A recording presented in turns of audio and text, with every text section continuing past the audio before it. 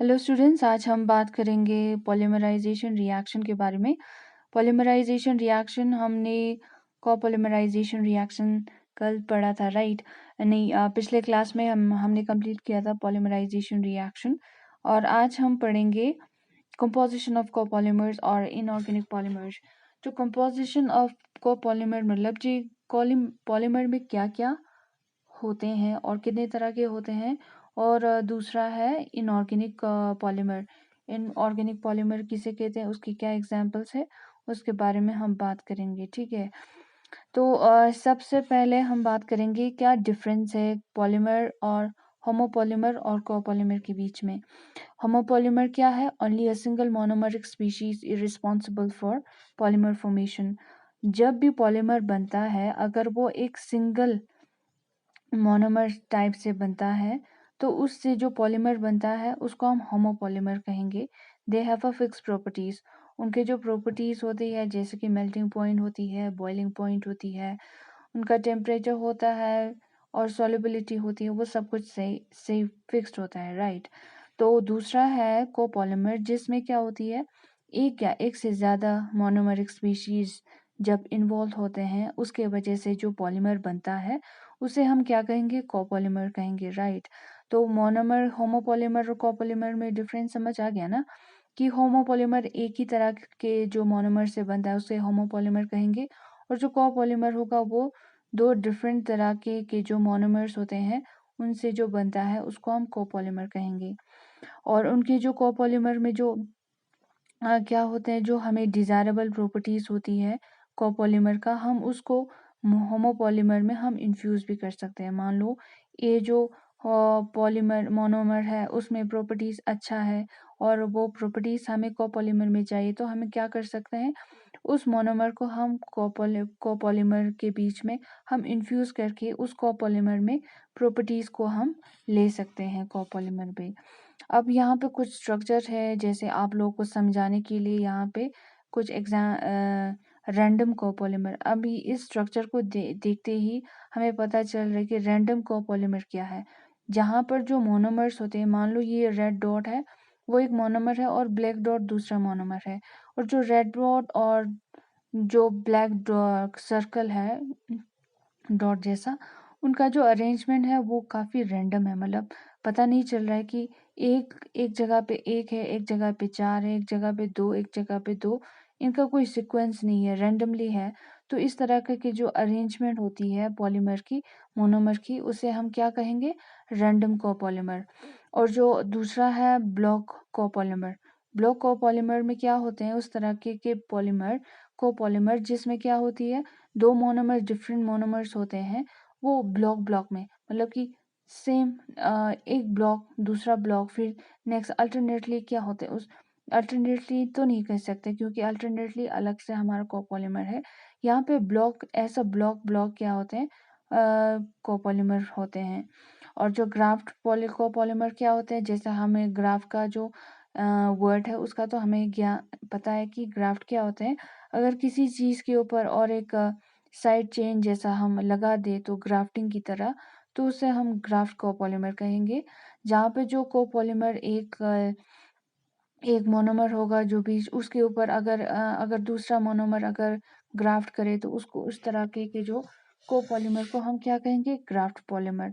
और जो alternating copolymer जिसमें क्या होते हैं, अल्टरनेटिंग कोपॉलीमर में क्या है आप लोग देख सकते हैं, जिसमें अल्टरनेटली एक हो गया रेड, दूसरा हो गया ब्लैक, रेड ब्लैक, ये अल्टरनेटली प्रेजेंट है, राइट? तो इसलिए हम इसको अल्टरनेटिंग कोपॉलीमर कहेंगे। और जो चौथा है पीरियोडिक कोपॉलीमर। पीरियोडिक कोपॉलीमर में क्या होते हैं कि जो सीक्वेंस होती है वो पीरियोडिक वाइज होती है। यहाँ पे अगर रेड दो हुआ तो ब्लैक एक, फिर रेड दो हुआ तो ब्लैक एक, फिर मोनोमर जो सेम हो गया, दो हो गया तो सेम मोनोमर का एक। ये क्या है, इसमें पीरियोडिक एक मतलब जिसमें सिक्वेंशली एक नम रिपीटिशन हो रही है, इसलिए हम पीरियोडिक कोपॉलीमर कहेंगे। और ग्रेडियंट कोपॉलीमर, ग्रेडियंट कोपॉलीमर क्या होते हैं, अगर कुछ एक मोनोमर तीन आ गए तो एक एक ब्लैक, एक तीन आ गए तो एक दो ब्लैक, एक ग्रेडियंट होता है। तो इस तरीके से ए पीरियोडिक कोपॉलीमर क्या होते हैं, जिसमें कोई सीक्वेंस नहीं होता। या तो कभी 3 होते हैं, फिर 1 होते हैं, फिर कभी 4 होते हैं। तो इसलिए कोई इसमें कोई सिस्टम नहीं है, सीक्वेंस नहीं है कोपॉलीमर का। जो 2 मोनोमर्स कोपॉलीमर से जो 2 मोनोमर्स इन्वॉल्व होते हैं कोपॉलीमर के बनने में। तो इस तरीके से हम अभी स्ट्रक्चरली हम देख रहे हैं कि कितने तरह के जो कंपोजिशन है कोपॉलीमर का, राइट। तो नेक्स्ट हम बात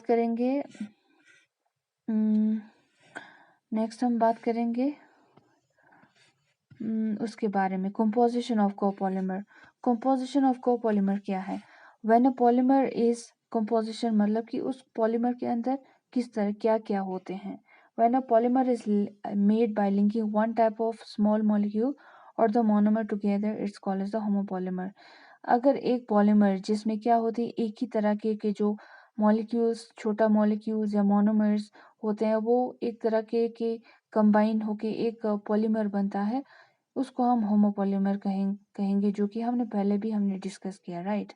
but when two different types of monomers are joined in the same polymer chain, the polymer is called as the copolymer. अब मोनोमर क्या है? जो कि सेम तरह के जो मोनोमर कंबाइन होके एक पॉलीमर बनता है, उसको हम होमोपॉलीमर कहेंगे। और जो कोपॉलीमर होगा, उसमें क्या होगा कि जो दो डिफरेंट तरह के जो मोनोमर ज्वाइन होके एक पॉलीमर चेन बनता है, उसको हम क्या कहेंगे? कोपॉलीमर कहेंगे। Let us take two different monomer unit.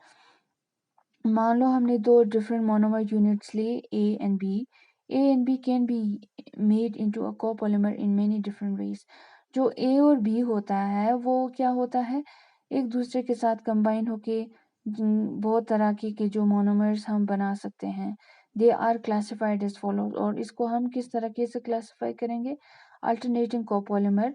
When the two monomers are arranged in alternating fashion, the polymer is called as the alternating copolymer. जब दो मोनोमर्स क्या करते हैं, दो डिफरेंट मोनोमर्स होते हैं, राइट, वो अल्टरनेटली, अगर पहला ए आया तो दूसरा बी, फिर ए फिर बी, इस तरीके से अगर उनकी अरेंजमेंट हो तो उसको हम अल्टरनेटिंग कोपॉलीमर कहेंगे। जैसे ही हमारे ये जो स्ट्रक्चर में हमने दिखाया कि पहले ए आया, फिर बी आया, फिर ए आया, फिर बी, इस तरीके से अगर अरेंजमेंट हो पॉलीमर मोनोमर्स की अरेंजमेंट किसमें? पॉलीमर में, अगर ऐसा हो तो इस तरीके के जो कोपॉलीमर को हम कहेंगे अल्टरनेटिंग पॉलीमर, राइट। तो random copolymer, in a random copolymer the monomers में फॉलो इन एनी ऑर्डर। जो रैंडम कोपॉलीमर होते हैं उसमें जो मोनोमर्स होते हैं वो किसी भी तरीके से, मतलब कोई इसका सीक्वेंस नहीं है कि ए के बाद बी होगा, बी के बाद, ऐसा नहीं है, ठीक है, जो पहले हमने पढ़ा था। The ratio of the monomers incorporated into the copolymer is a result of a combination of the properties of the monomer.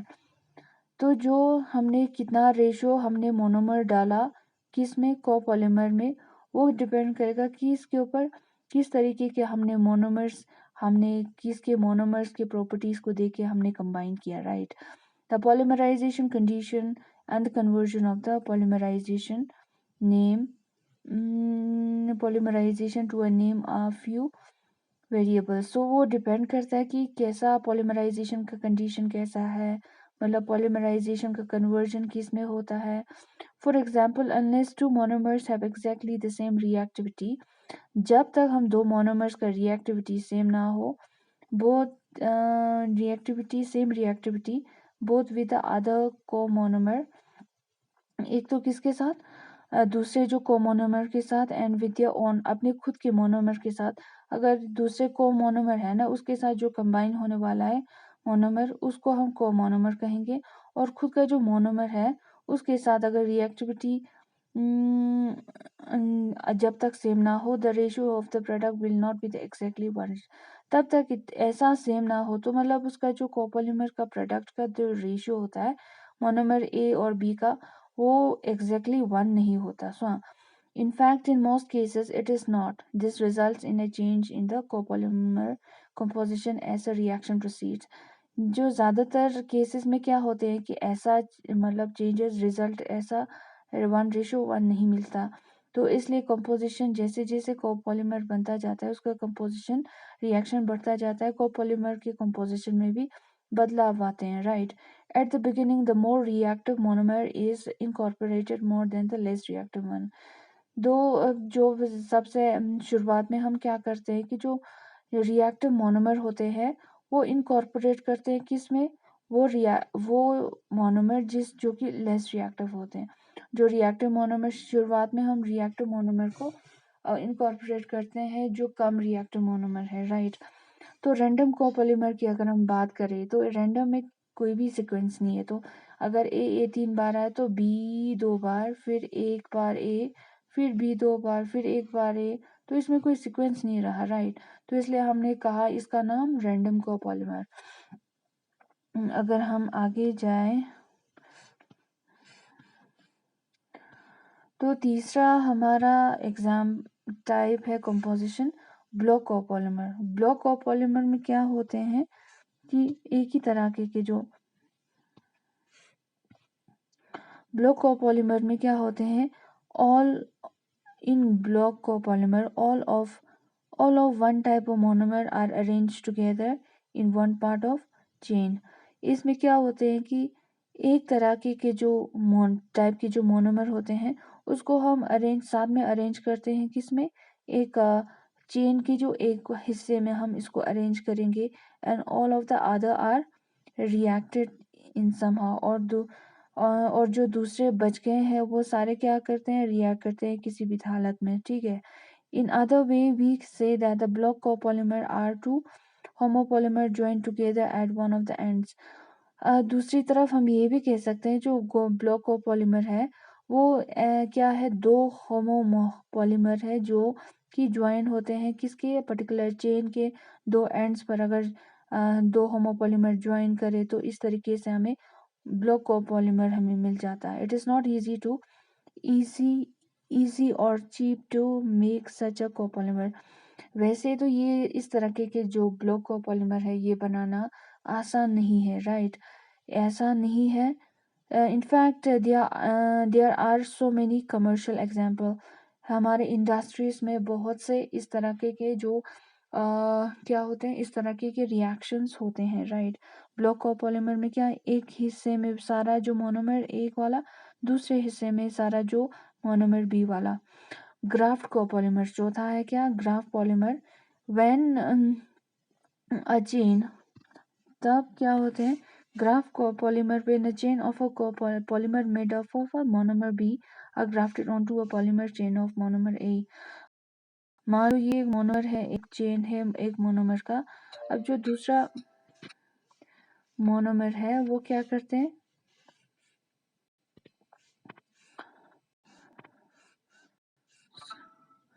Sorry, जो दूसरा मोनोमर है वो क्या करते हैं, वो ग्राफ्ट करते हैं एक लंबी चेन के ऊपर, राइट।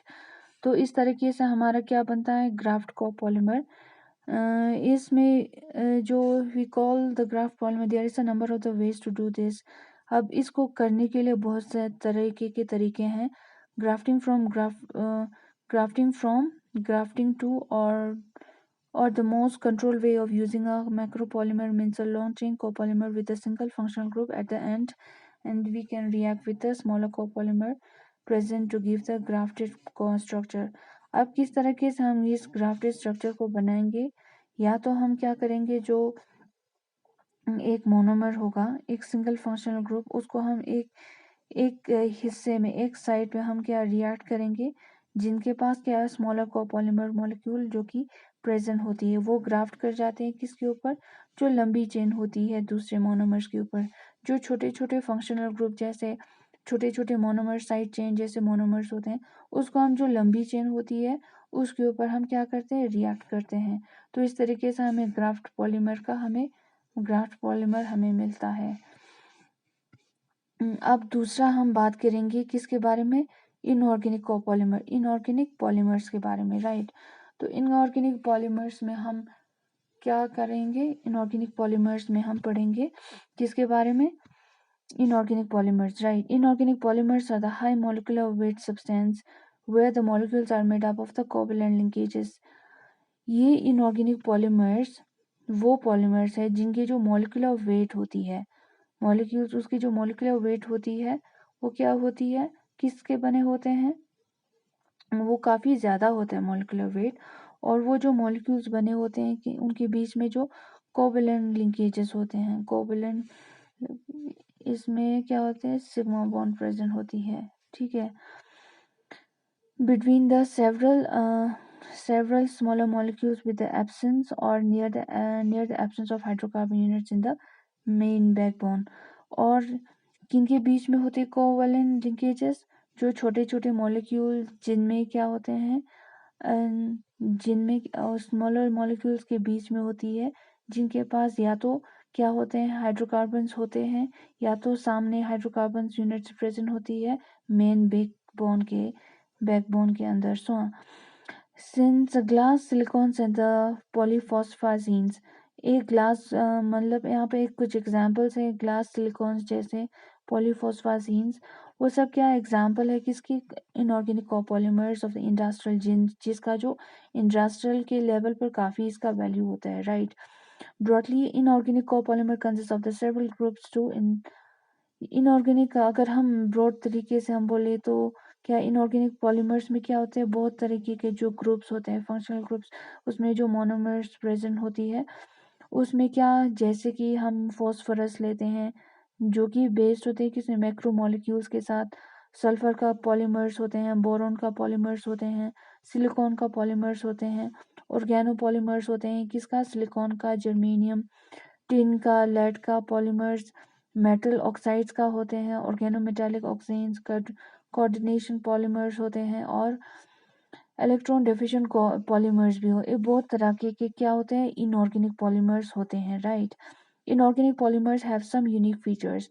अब इनऑर्गेनिक पॉलीमर्स के साथ क्या है, एक अलग किस्म का इनका फीचर्स है which make them advantage over the inorganic polymers, जो जो इसके जो यूनिक फीचर्स की वजह से इसको अलग करते हैं हम किससे, ऑर्गेनिक पॉलीमर से, कुछ क्योंकि उनके कुछ स्पेशलाइज्ड एप्लीकेशंस होते हैं। Some of the specialized characteristics of linear inorganic polymers are on a higher Young's modulus and a lower failure strain compared to the organic polymers। जो इसकी जो स्पेशल कैरेक्टरिस्टिक्स है लीनियर इनऑर्गेनिक पॉलीमर, जैसे उनकी जो Young's modulus होते हैं वो काफ़ी ज़्यादा होते हैं, उनमें स्ट्रेंथ्स क्या होते हैं, मान लो हम इनमें जो स्ट्रेंथ्स होती है वो काफ़ी कम होती है, और हायर डिग्री ऑफ क्रिस्टैलिटी, और इनमें जो क्रिस्टलाइन कैरेक्टरिस्टिक्स है वो काफ़ी ज़्यादा होता है, और इनमें जो ग्लास का जो ट्रांजिशन होती है टेम्परेचर वो भी काफ़ी ज़्यादा होता है। जो जिस तरह की वो हम किस इस तरह के जो फीचर्स होते हैं वो सिर्फ हम इनऑर्गेनिक पॉलीमर्स में पाए जाते हैं। Inorganic polymers are growing in important as a result of combination of the, ये जो इनऑर्गेनिक का पॉलीमर्स क्या ग्रो कर रहे हैं उसका खासियत है किसमें, जब हम कुछ कॉम्बिनेशन करें किसका, जो दो वो डिपेंड करता है किसके ऊपर, दो मेजर फैक्टर्स के ऊपर डिपेंड करते हैं। The depletion of the world's fossil fuel resources, एक तो है हमारी जो दुनिया में जो फॉसिल फ्यूल रिसोर्सेज वो कम होती जा रही है, which form the basis of the petrochemical industry and this polymer industry. यही जो सोर्सेज क्या होती है वो एक बेस बनता है हमारे जो इंडस्ट्रीज जैसे पेट्रोकेमिकल इंडस्ट्रीज जैसे, और जो पॉलीमर के जो प्लास्टिक्स के जो इंडस्ट्रीज होते हैं उन तरीके में क्या होते हैं, हमारे जो फॉसिल फ्यूल्स फैक्टर्स डिपेंड करता है किसके ऊपर, हमारे जो रिसोर्सेज कितने हैं, फॉसिल फ्यूल्स के रिसोर्सेज कितने हैं उसके ऊपर डिपेंड करता है। Ever increasing demand of the modern technology coupled with environmental, और ज़्यादातर जो मॉडर्न टेक्नोलॉजी का डिमांड होता है वो हमेशा क्या होता है, ये हमारा जो इन्वायरमेंट के ऊपर के साथ हमेशा लिंक्ड रहता है, and waste disposal problem associated with inorganic polymer. और तीसरा है जो ऑर्गेनिक पॉलीमर्स के साथ जो हम जब वेस्ट निकलते हैं तब इसको हम किस तरीके से हम डिस्पोज करें उसके ऊपर भी हमें सोचना पड़ता है। Inorganic polymers are widely employed in the construction, और जो इनऑर्गेनिक पॉलीमर्स है वो ज़्यादातर हम कंस्ट्रक्शन जैसे बिल्डिंग मटेरियल्स उसमें हम यूज़ करते हैं, और कभी कभी हम टूल्स को काटने के लिए भी यूज़ करते हैं, फाइबर्स की तरह भी यूज़ कर सकते हैं, इलास्टिक रबर में भी यूज़ कर सकते हैं, ठीक है। तो इस तरीके से कुछ फीचर्स हैं हमारे इनऑर्गेनिक कोपॉलीमर्स का। यहाँ पे कोटिंग का भी हम इस्तेमाल करते हैं और लुब्रिकेंट्स जैसे कैटलिस्ट की तरह भी हम इस्तेमाल कर सकते हैं। The unique properties of inorganic copolymers and ever decreasing fossil fuel. और जो यूनिक प्रॉपर्टीज होती है इनऑर्गेनिक कोपॉलीमर्स का, वो काफ़ी कम होती जा रही है क्योंकि इनके जो फॉसिल फ्यूल के जो रिसोर्सेज होती है वो कम होती जा रही है, उसके ऊपर डिपेंड कर रहा है, राइट।